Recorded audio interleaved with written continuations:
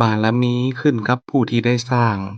บุญขึ้นกับผู้ที่ได้เฮ็ด อนุโมทนาสาธุบุญบารมีอาจารย์ปูชาสุดโสธิการปกปักรักษาลูกหลาน ขอให้ลูกหลานจงมีความสุขความเจริญ คิดหวังสิ่งใดขอให้สมปรารถนา ขอให้วิตทุกข์วิตยากค้าขายก็ขอให้ขายดี เจริญรุ่งเรือง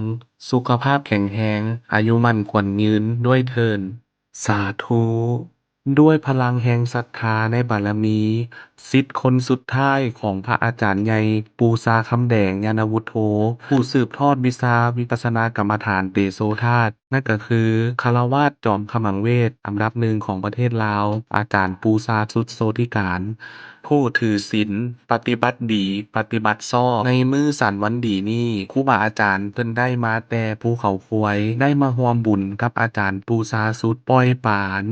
1,800 ตัวที่บ้านดอนสำโรง เมืองโขงแขวงจำปาสักซึ่งเป็นบ้านของอาจารย์ปูชาสุดโสธิการเมื่อทานได้เห็นวิดีโอนี้แล้วอนุโมทนาสาธุกดแชร์เพื่อเผยแผ่บารมีพ่อแม่ครูบาอาจารย์นำกันเด้อเจ้าสาธุเออหอยไฟหอยว่าเดี๋ยวทุกคนควรใช้ในหลวงยืดทุกเรื่องจงไปทุกคนเกิน